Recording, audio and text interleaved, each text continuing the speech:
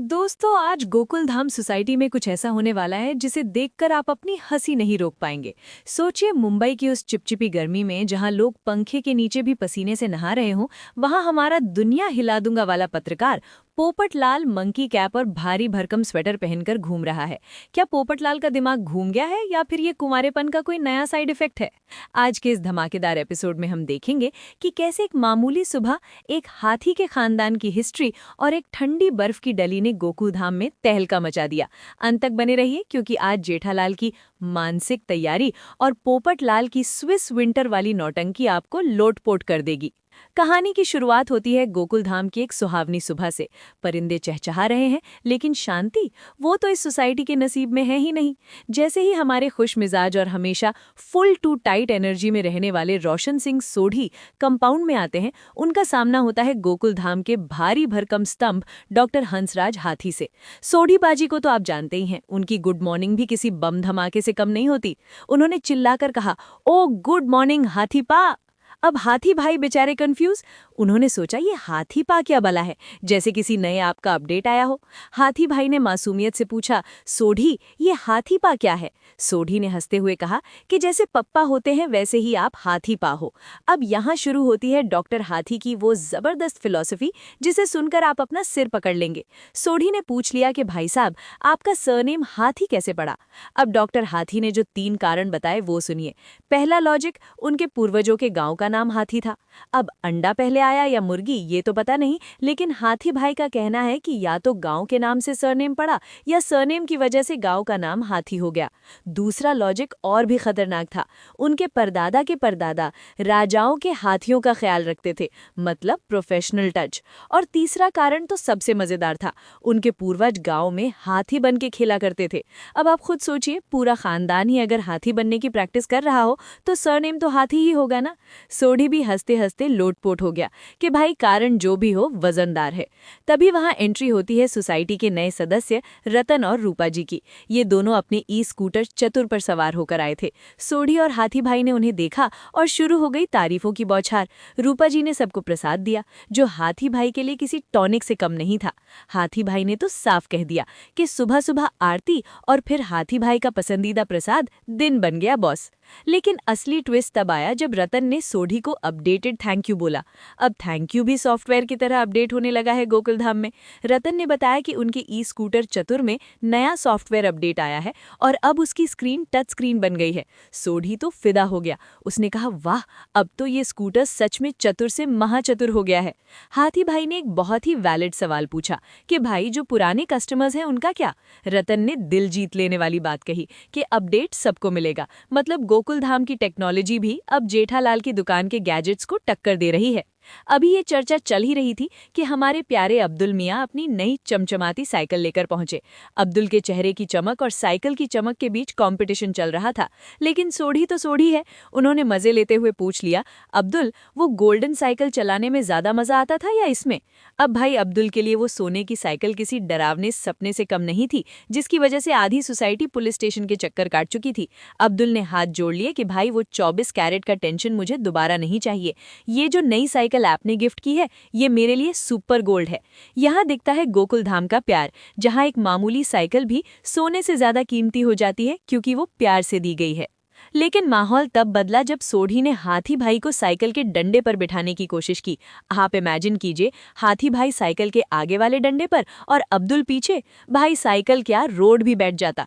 हाथी भाई ने अपनी सेहत का हवाला देते हुए समझदारी दिखाई और वहां से वॉक करते हुए निकल गए। आखिर वॉक करना भी तो जरूरी है, खासकर तब जब आपने सुबह सुबह भारी मात्रा में प्रसाद और नाश्ता डकारा हो। अब कहानी मुड़ती है गोकुलधाम के उस मोड़ पर जहां अक्सर ईगो का टकराव होता है। भीड़े अपने घर के बाहर खड़े होकर अब्दुल को बुलाते हैं और दूसरी तरफ से हमारे कैंसिल कुमार यानी पोपटलाल भी अब्दुल को आवाज देते हैं। अब बेचारा अब्दुल, एक तरफ एक मेव सेक्रेटरी और दूसरी तरफ माननीय कमेटी मेंबर। भीड़े अपनी शिक्षक वाली गरिमा झाड़ रहे थे तो पोपटलाल अपना पत्रकार वाला रौब दिखा रहे थे।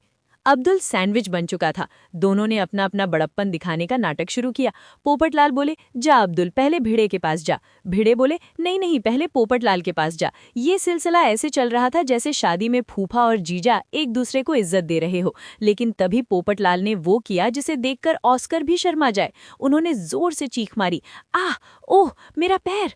अब्दुल और भिड़े घबराकर दौड़े। पोपटलाल लंगड़ाने लगे। भिड़े को लगा कि भाई कहीं पोपटलाल का पैर गया तो शादी का रिश्ता और भी मुश्किल हो जाएगा। लेकिन जैसे ही दोनों पास आए, पोपटलाल एकदम सीधे खड़े होकर हंसने लगे। उन्होंने बताया कि ये तो बस एक आइडिया था उस कन्फ्यूजन से बचने का। भिड़े ने राहत की सांस ली, लेकिन अब्दुल थोड़ा इमोशनल हो गया। पोपटलाल ने यहाँ अपनी वो मशहूर स्पीच चिपका दी, हम गोकुल धाम वाले एक परिवार है। और अब्दुल ने भी बहती गंगा में हाथ धोते हुए इसे मिनी हिंदुस्तान घोषित कर दिया। खैर, काम की बात ये थी कि पोपटलाल को अपना पार्सल चाहिए था और भिड़े को मेंटेनेंस रसीदें बंटवानी थी। अब आता है वो सीन जिसके लिए आप इस वीडियो को देख रहे हैं, रात की सोडा पार्टी।